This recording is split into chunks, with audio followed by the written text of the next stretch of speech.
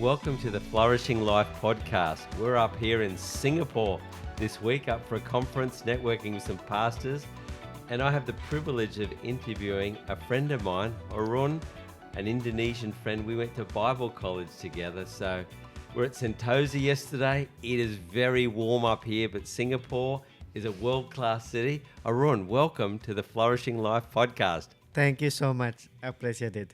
You've always been a good host. My mum said growing up, Andrew, always find yourself a good Asian friend because you will never be hungry. And I know that whenever I come to Singapore, I'm definitely not hungry. We always have great meals together, whether I'm in Singapore or you're visiting in Australia. So it's a real privilege to interview you. So if I follow you, if anyone follows you on Instagram, you have the most amazing life of favor and opportunity.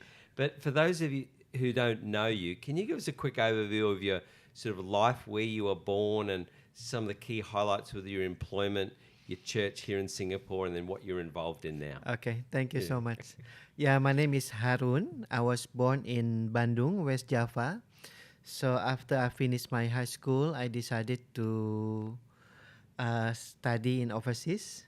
And then with some of my friends, like 5 of us, we were thinking to study to Australia.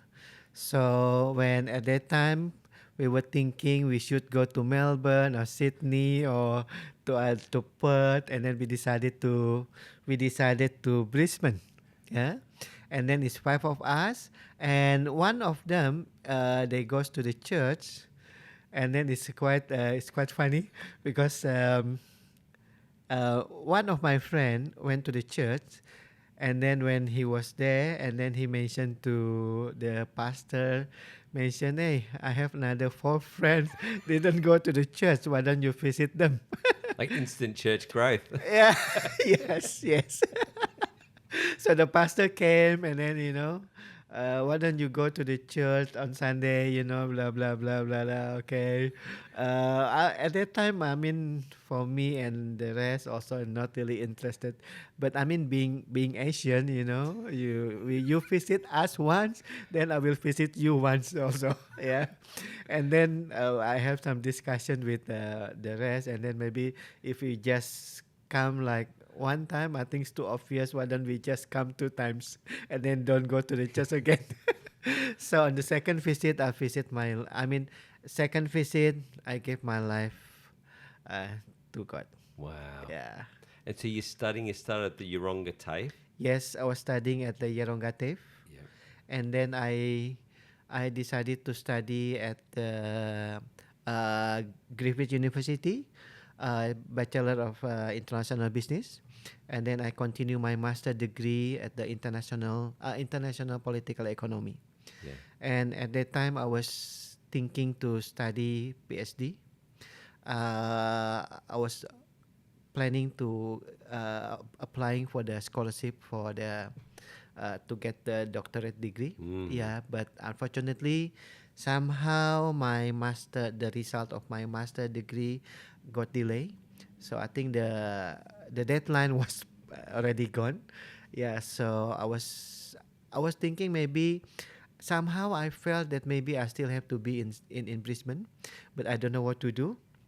But my pastor came to me, and then he said maybe you should go to Bible college. Yeah, I was very shocked. I said it's never in my mind. But I have a friend who visit to my place, and then he was staying for a few days. And then in the morning, after he woke up, and then he came to me while I'm actually praying for the direction. Of course, my pastor kept on encouraging me to study Bible college. And then my friend who was staying at my place in the morning, and then he woke up, and then he just straight said to me, I have one verse for you, Galatians 2:20. Galatians 2:20. Yes. It's no longer I, but Christ who lives in me. Talks about dying to the flesh, the life I live. Yes. What a brutal verse to receive. Yes, and that was confirmation. Yes. For you to go to Bible college. Yes. 3 years. 3 years. Bachelor of Ministry. Yes. I survived that. when I make a decision, of course, my parents not they don't agree at all. Yeah, of course, but I just pray, God, I know that, I mean, on one hand, I know that I have to go to the Bible college. On the other hand, I have to honor my parents. And then I pray, I have some peace, and somehow I have the conviction that God will taking care of my parents by making the decision. So you went to the Christian Heritage College Yeah. School of Ministries. School of Ministries, That's where yes. we met. Yes. A 3-year Bachelor of Ministry. Yes. Yes. And then you finished that and you went back to Singapore to a secular job, Yes. but involved with the Indonesian church. Yes, yes. So after I finished my school of ministry at COC, so I went to Brisbane. So when I went, I went to Singapore. Yeah, and then I working at that time, and also I'm serving at the church. It's an Indonesian church. The name is Bethany Church Singapore. It's part of the GBI, Indonesian Bethel Church. The network is about 7,000 local churches. I think it's about 3 million congregation. Yeah. So you're working secularly and you're helping out in your local church. Yeah. And then something happens. That's the Asian financial crisis, what, 2001? Yeah. 2002? Yes. So at that time, I'm working in the company. Everything is okay. I'm already married. And then we are actually going to have like my first daughter. Yeah. So everything is okay. My position also is good. And then at that time, somehow I felt that I have to resign from the company. Yeah. This is at a time when tens of thousands of people are losing their job every week. Yeah. Because of the financial crisis. Yes. Every day on the newspaper, like you can see on the headline, like 50,000 people being laid off from this company. 20,000 people being laid off from the bank or here and there. So I resigned myself. Yeah, of course I spoken to my wife, and then I mentioned I felt that I need to resign. And then she said, "Why?" I have no idea. I just felt that I have to resign. Yeah. And then, what are you going to do? I also have no idea. Yeah. I spoken to my manager. I said I felt that maybe I would like to resign from this position. I said, "Are you sure? Your wife's already resigned, taking care of the baby. Then what are you gonna do?" I also have no idea. Yeah, and then I pray. Yeah, and a lot of prayer, like maybe 1 or 2 weeks. And then nobody knows that I'm actually resigned from the company. We have a monthly leaders meeting, and then after the one of the leaders meeting, and then my senior pastor came to me. I think you should become the full-time staff. And then nobody knows that I already resigned. Nobody knows.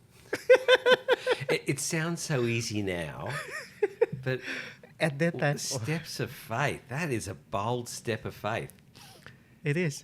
Wow. And so you've been full-time ever since then? Yeah. Now I follow you on Instagram and we talk. Like you're everywhere. Like you've just done trip through other parts of Southeast Asia. Like what are you doing on those trips?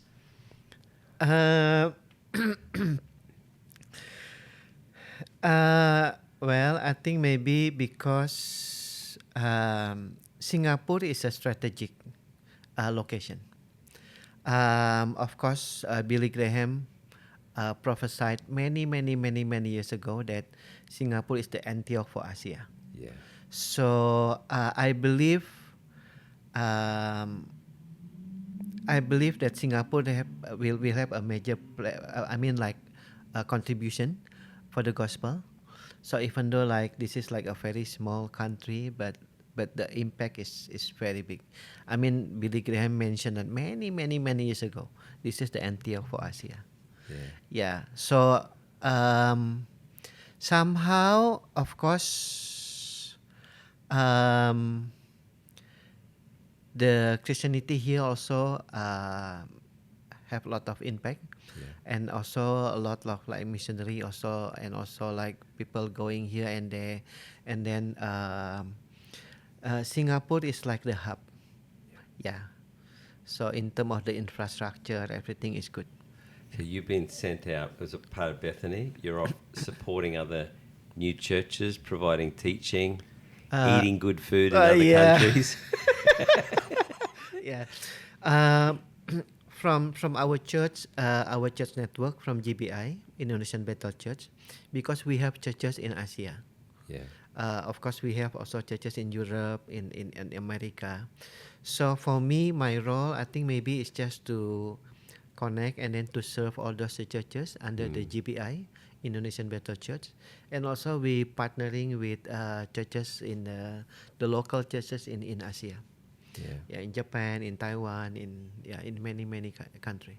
I love your heart to serve. It's always a lot of fun wherever you go. I'm sure they really appreciate your kindness and your ministry as well. And your Instagram reels tell you're having a really good time. Now, if Singapore is like a hub, I like what you said. It's a strategic hub. It's been called the Antioch of the East. Like you're known in our network as the go-to guy in Singapore. No. Like for instance, like another colleague in another network had a real heart, and then I sent him to you. You took him out for lunch, and he rang me and he said, "I've just got such great clarity now," and he's very aware of some next steps that he might be able to take. Like, I don't want to embarrass you, but you know everybody who comes through, and I know you're embarrassed. But can you talk me through about what you enjoy about that role? Because you really are a connector and a kingdom collaborator, Harun.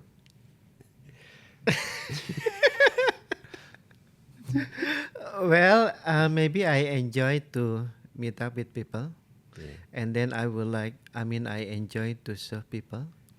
Yeah. So like different ministry, somehow they, of course, maybe they thought that Singapore is a good place for Asia. So for me, if I given the opportunity to help, of course I would like to help. Yeah.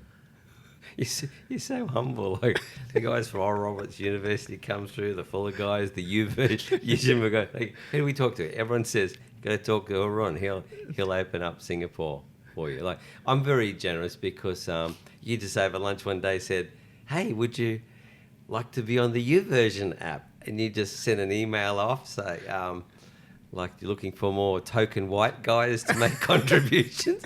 And the next thing, I'm a global YouVersion star for 22 hours, and you organise a video for me. I'm just so thankful. And all it took was you, a trusted person, sending an email off, and the next thing, the world opens for people. So thank you. No, really by the grace of God. Okay. Yeah, only by the grace of God. I got to say, that's one thing I love about working with Asians in the Kingdom of God. Just big on collaboration, big on kingdom. Because in our Western view of discipleship, often a lot of the textbooks that we would use in the classroom come from that Western discipleship. If you look in the index or the contents page, they're often missing the element of community. Yeah. And Asians do life and kingdom in community better than some others that I've seen. So there's some lessons, like Western's often about individualism and being and doing things my own way in partnership with God. But I found that kingdom is the best way. It's the way of community. It is. Yeah, it is. I came to a leadership conference here with the Eagles. It was back. Yeah. It was good. You introduced me to the Eagles. Yeah. They do a good job. It's good. Yeah. Very good job. Yeah, and you've been More- involved with them. Yeah, more than Eagles Communication, a very good ministry. Yeah. He's been like more than 40 years. Yeah. It's Peter Yeah. and John. They've been like Batman and Robin, haven't Yes. I really honor them. they? Yeah. One thing, I went to a workshop, one of the elective streams at the conference. It would have been probably 2012. And they did a workshop on church eldership. And what I found, there was a panel there of Asian people representing Asian churches, and they're all leaning into each other. No one was trying to speak on top of the other person. Like, they were very wise and distinguished people, and they're going, "Oh, no, you go first. Oh. No, you go first." From where I come from, that was quite striking. the deferring to each other and the practical honour. Yeah. Does that Yeah. happen all the time? Yeah. Okay. Yeah, the good thing, like Singapore is like a small city, but we have quite a good network of churches coming together. Yeah. And also they do some project together. So some of the churches in Singapore, they went to Japan just to minister to the churches in Japan. Yeah. So for example, the Love Singapore Network, they have the project to help the churches in Japan. So I think, Singapore, like we call that the Antioch for Asia. This is the place maybe that, if I'm here also, I think maybe because God have a purpose. Yeah. So what do you think's happening to the churches in Singapore after COVID? Have you noticed any developments or trends or approaches that people are doing? I think maybe in every opportunity, we just have to reaching out to the people. Yeah. Of course, maybe like some people maybe do online or something like that. Of course, maybe still have to do a lot of ministry, maybe. And I think maybe before COVID and after COVID, maybe some other people maybe they're still on online church there, but the ministry have to continue, and they also have to be make sure that we ministering to the people. Yeah. I've noticed still that the spirit-filled type streams or spirit-filled spirituality sort of expressions of church, they still seem to be reaching younger people and being quite effective at gathering them in large Sunday or weekend celebrations. Is that what you're seeing as well? Yeah. Can you talk us about those faith years and the preparation years, your time in Australia? Because it was sort of countercultural for you to then come to a ministry college when your parents had an expectation that you would come to Australia to be trained with high quality higher education. You want to talk us through that? What your parents thought and the bold decisions that you made? Yeah. So after I finished my master degree, so I was praying to enroll to get the PhD, doctorate. And then at that time, I'm still doing my master degree, and then I want to apply for the scholarship from the university and also from the Australian government to do the PhD. And then at that time, unfortunately, somehow my result for my master degree they got delayed, so the deadline is already passed. Yeah. So and then I was praying, and then my pastor mentioned, maybe you should go to Bible college instead of doing instead of doing like the PhD, because the deadline is already passed. So I was praying, and then I was praying, there's no way I'm going to the Bible college. Let alone 3 years. Yeah, 3 years. And then I have a friend who are staying at my place. He just visited, and then after that he woke up, and then He said to me in the morning after he woke up, and then he just come to me, and then he said, "Hey, I have a verse for you, Galatians 2:20. It's no longer I who live, but Christ who live in me." So I make that decision to study at the Bible college. Then I have to inform my parents. So when I have to inform my parents, of course, my parents at the time, they make a decision. Okay, if you want to go to Bible college, you are on your own. No financial support. Not at all. Okay.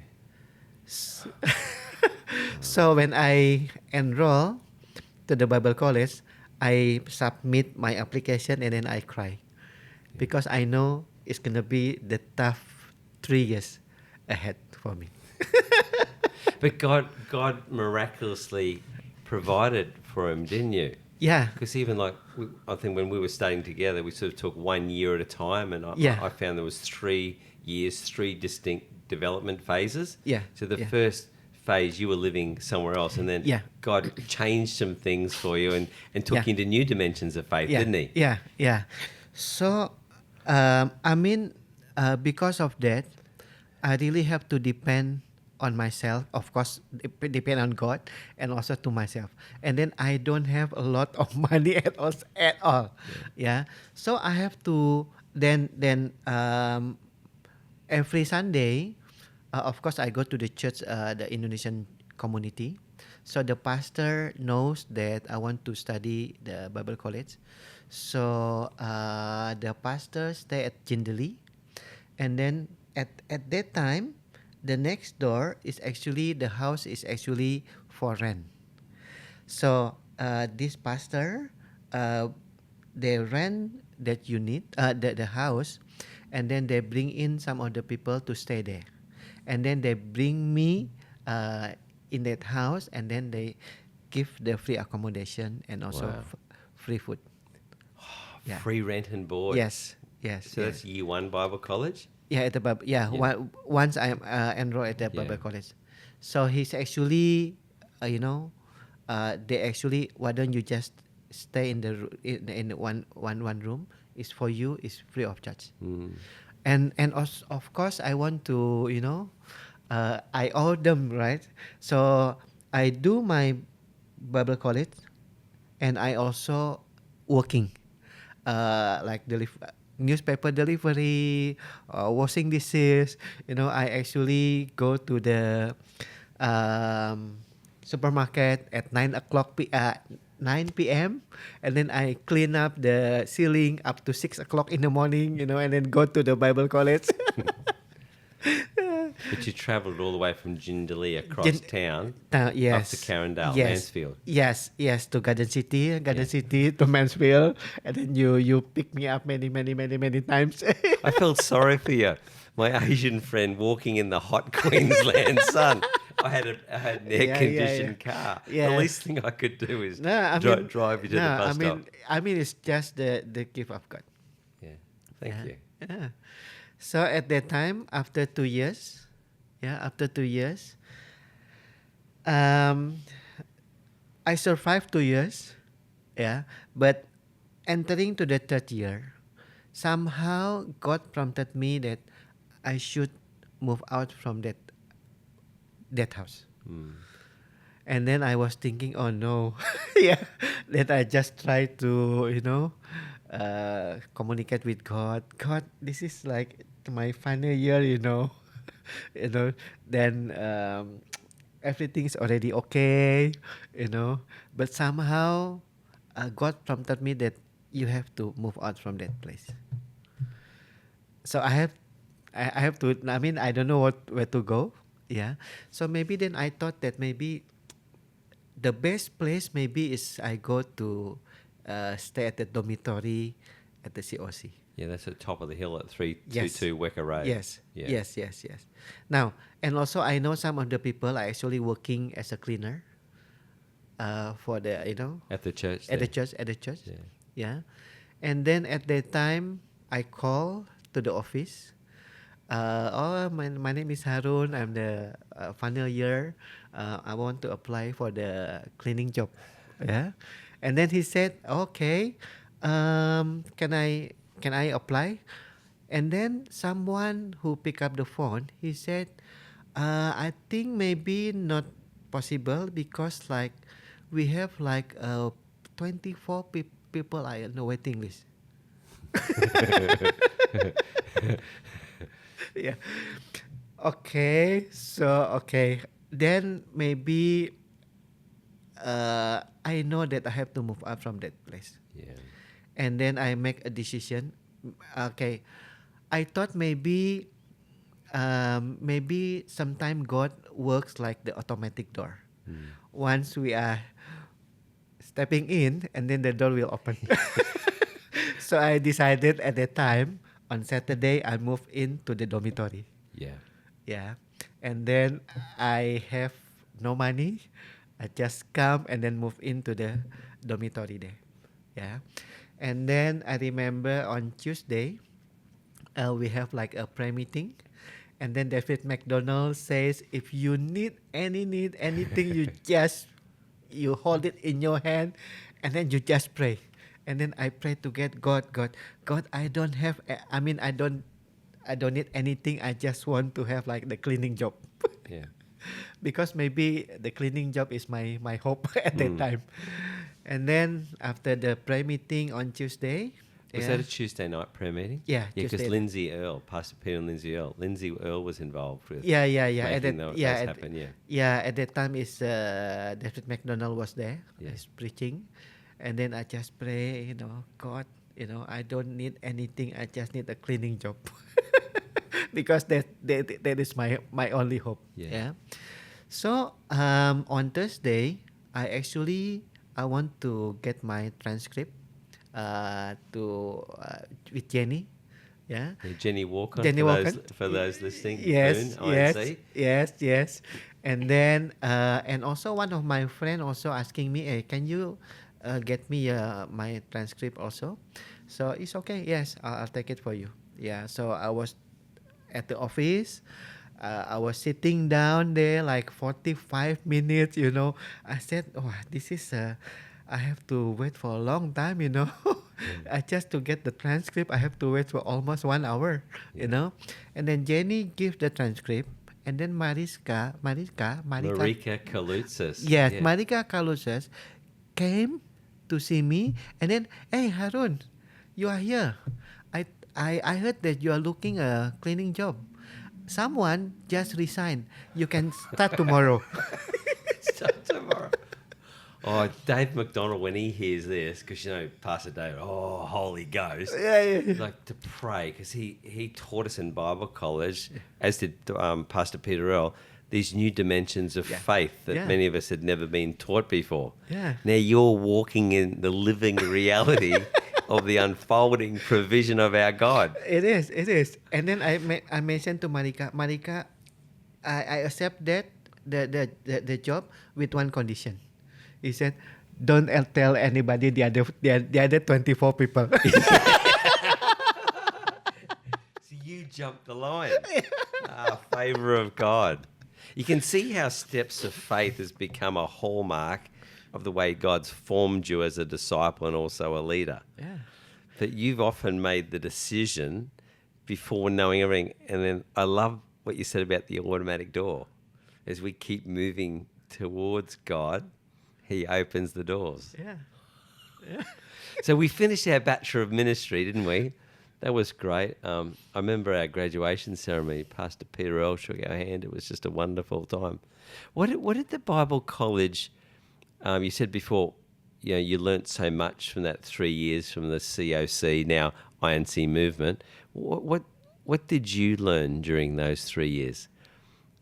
Okay, I think maybe the first thing is like God really shaped me, and also to really depend on God. Yeah, just want to really depend on God. So I still have continued to do that. Yeah. Of course, I know a lot of limitation. I know who I am. Yeah. So if um, if I can have like to do something for God and then for people, I mean, it's not because of me, but because of by the grace of God. Yeah, it's amazing. Yeah. I remember Holy Spirit class with Peter Earl. Yeah. Yeah, often we used to collect Peter Earl Pearlerisms, you know what I mean? Let me go like this. Is you all or is you all some? I remember one day he's in chapel one morning and he Yeah. goes, if you've never read Oral Roberts' book, you know, Expect a Miracle, he goes, you might as well put a full stop on your ministry right now. And I'd never read that book, so but he's right. It's a great book. He also taught me the ways of Holy Spirit, and I learned to understand the ways that Pastor Clark Taylor, Yeah. the founder, moved, like they call it, quote unquote, moving the Spirit, but they had Yeah. this practical outworking called building Yeah. in the Spirit, like partnering with God, Yeah. visualizing, like Dr. Yonggi Cho's Yeah. book, you know, the fourth Yeah, dimension. fourth dimension. Yeah. It's a powerful time. I think there was in 1997 there was 30 of us, Yeah. Yeah. Bachelor of Ministries, and all went through as this dream cohort. Yeah. It's wonderful to be part of something so special, something quite sovereign. Because I'm AOG at the time, ACC, and God, I really felt God direct me. I want you to go to this Bible college. Yeah. And then 20 years later, I was asked to come back and lead it. Yeah. So Yeah. Yeah. amazing how steps of faith, one thing leads to another, to another. Hey, It is. It is. yeah, the walk of faith. Yeah, it's actually powerful stuff. How has your relationship with God developed over the years? Like we've talked about a 3-year intense period at Bible college, but how has that your relationship with God developed over the years? Yeah, I mean, have to have like a lot of commitment. Yeah. Of course, the commitment I do, of course, praying, listen to a lot of the audio Bible, read the Bible and things like that. I do a lot of fasting. Yeah. Yeah, time to time. Yeah. And also just to make sure that focus on God. Yeah. Yeah. Yeah. So looking back now over your ministry, and this is what I love. At one thing at Bible College, it taught us reflective practice or a theological reflection, thinking what's God been doing. How have you discerned, you know, from your how God has moved and shaped your life since your teenage years until now, where you're helping lead in a world-class city? To be honest, still learning. Yeah. Yeah, still learning. Yeah, I know if I given the opportunity to serve God, I mean, it's not because of me. Yeah. Yeah. It's just by the grace of God. Yeah. Now, things haven't always been plain sailing, or everything hasn't always gone to plan for you and Monica and the family. So what sort of things do you do in tough times? Because you look like you're living a life that's ongoingly flourishing. It's not perfect, but you're sort of moving in this upward call to pursue God. Okay, I think maybe there are some occasion that God to reveal Himself. Yeah. I remember when I want to get married. So we managed to get one apartment from the government. I mean, one of the occasion. Yeah. So at that time we are preparing for our unit. So once we are getting married, and then we just moved that apartment. Yeah. So of course, my wife to be actually, she came to Singapore 2 years earlier. She was working there, and then I came to Singapore. So working in the company, and then we are preparing for the marriage, So and then after that, of course, we managed to get the apartment from the government. Of course, it's the unfurnished. So I mentioned to Monica, and then okay, we have to buy here, and then we have to buy microwave, fridge, washing machine, all the things, So I was still working in a company. So I remember on Wednesday, 4 p.m. So somehow I was being prompted that I have to give $500 to one pastor in Brisbane. Yeah, and then at that time, before that, I mentioned to Monica, our budget is very limited. Then I mentioned to Monica, why don't I make an Excel sheet, and then the top on the list is sofa, and then I put like the budget of 700, and then it's like one set $700, two seaters and three seaters, and then microwave, fridge, and then after that other thing, and then on that Wednesday somehow I was prompted that I need to give $500 to one pastor in Brisbane. I called Monica. I said I just felt that I have to give $500 to the pastor in Brisbane. Every time I mention that, she will asking the same question. Are you sure it's from God? Yeah. And I said, yeah, it's good. I mean, I know this is from God. Yeah. And then he said, if you sure it's from God, then why don't we go ahead? Yeah. It happened. My friend is already at the airport in Changi. It's going to Brisbane. Then I just transfer $500. Yeah. And then I mentioned to Monica, okay, why don't we sacrifice the sofa?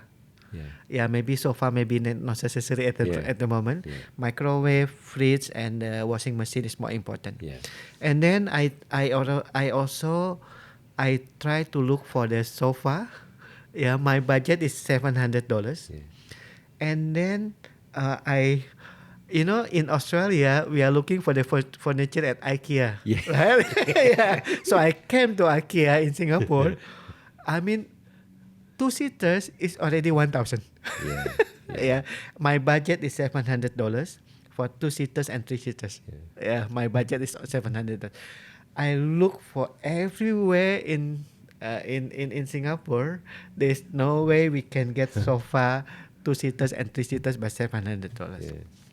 And then I mentioned to Monica, why don't we just give the $500? And then my friend went to Brisbane.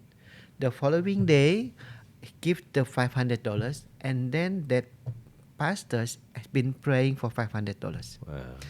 Because he wants to enroll to do a counseling course at one of the Bible college, and then this is the last day of the registration.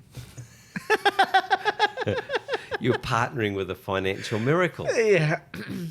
So when we make the decision to give $500, that is the Wednesday, like 4:00, and then I was on that afternoon. I want to bring my wife, my wife to be, to meet up with one lady. He's Singaporean, so I met him once, and then I want to introduce my wife to be, and then we have a chat. This is in the same afternoon, like 6:00, 6:30. We want to, we want to leave, and then that lady mentioned to me, oh, before you go. In the afternoon, I was praying. When I was praying, God prompted me that I have to give you a sofa. I have to give you a sofa. In the same Wow. afternoon. Wow. Was it a good sofa? He said, I will give you budget $5,000. Wow. So like the sofa was a good quality one, wasn't it? Yeah. Wow. He said, like, I'll give you a budget of $5,000. Wow. I said, no, I cannot accept it. And then she said, no. I mean, if I don't do it, I will be in trouble with God. So that's like 10 times. Yeah. 500 by 10. Can I invest some money with you? Wow. So I suppose you and Monica had a very clear understanding about kingdom finance Yeah. after that, didn't you? Yeah. That's an amazing Yeah. story. So I mean, it's the God is teaching me about what I saw. Yeah, okay.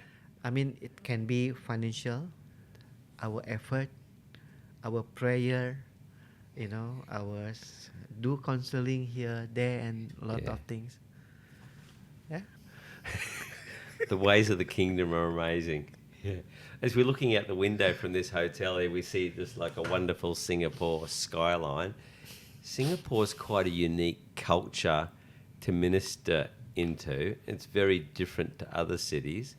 What are some of the distinguishing features or challenges of Singaporean society that the church here has to be aware of in order to minister effectively? Yeah, Yeah, it is. yeah, Yeah.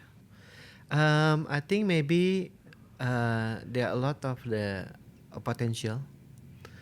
Yeah, and also many people expat came to Singapore, and also I think maybe this country they have a lot of resources. So I think maybe in terms of the leadership skill and then the management, So I think maybe that's why a lot of churches in Singapore are quite established and also well managed. yeah. Uh, With good financial yeah, resources, aren't yes, they? yes, Yeah, yes, and also the way they handle things. In terms of the management, church management, I think they more or less also is quite good. yeah. Yeah. So, So they've got resources and then the good, yeah. probably good governance as Yes, well. yes, Good. And that's a real feature. Yeah. Yeah, it's good. Now, because you've got such a strong work ethic, Yeah. people work long hours here. Yeah. So I'm wondering, where people are striving and they put lots of hours in, like well educated. Yeah. So knowledge and logic Yep. is very important. Yes. That's why the power of God coming in the spirit-filled life, it does shake things up a little bit sometimes, doesn't it? But also to the message of grace. That's why I think maybe the message of grace resonates so well, that you don't have to strive. It's not a good work ethic that will get you in favour with God, but it's the grace of God. He's a kind God. He's a good, good Father. That's who He is. Yeah. Have you seen elements of that as well? Yeah. Yeah. For sure. Yeah. Definitely. Yeah. I mean, they have a lot of pressure, Yeah. like hectic life sometimes. Mm. So I think to have like the message about the loving kindness of God, about the grace of God, I think we have to be balanced. Yeah. Yeah. Resting in Him. Yes. Sabbath. Yes. Yes. Exactly. Yeah. As we move to some sort of close, trying to land this plane here at Changi, you've done a lot of work over the years working with younger leaders. Yeah. So if we've got the podcast attracts a lot of younger leaders, ministers, people who love God and are probably discerning their next step or call. They can take lessons from you, your life of bold faith and investment, sowing and reaping.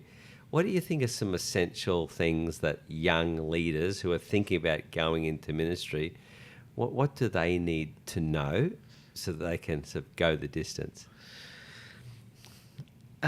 Just do their best, and also just really depend on God. Yeah. I mean, in terms of in Singapore, of course, they learn about leadership, they learn about management since maybe like very young. So, but I think maybe sometimes maybe can be like drifted like because of my skill. Yeah, but they don't really much of dependent on God in terms of doing the ministry. Yeah. Maybe because the people in Singapore maybe is good in managing things. Yeah, but I think we have to have like the God factor. The God factor. Yeah. Yeah. So as we come to a close, have you got a final thought about the church or about ministry or some of your secret sauce or something that you're working on right now that really excites you? You get to choose. Yeah, I mean, if I given the opportunity to serve any organization, to serve anybody, I mean, maybe I know it's not a coincidence. I just want to commit and also do my best just to fulfill that. Yeah, good. Yeah. You're a great friend. It's always good to connect with you whenever I'm in Singapore or last Christmas you were in Australia. Yeah. Wasn't that a hot day? We went up Mount Gravatt Mountain and then we went to the Medley Cafe for lunch with the family. Yeah. But it's warm here in Singapore Yeah. though. Okay? Yeah. So I returned the favour for you. Yeah. So that's why I decided to go to COC because I have like a lot of history there. Yeah. I mean, like the spiritual experience is there. Yeah. By moving to the dormitory and here and there. So Good, yeah, man. I mean it's the milestone. I mean it's like I will never forget it, that experience. Yeah. Harun, thank you for being on the Flourishing Life podcast today. It's been amazing having you on. Thank you so much. I appreciate it. God bless you. Bless you.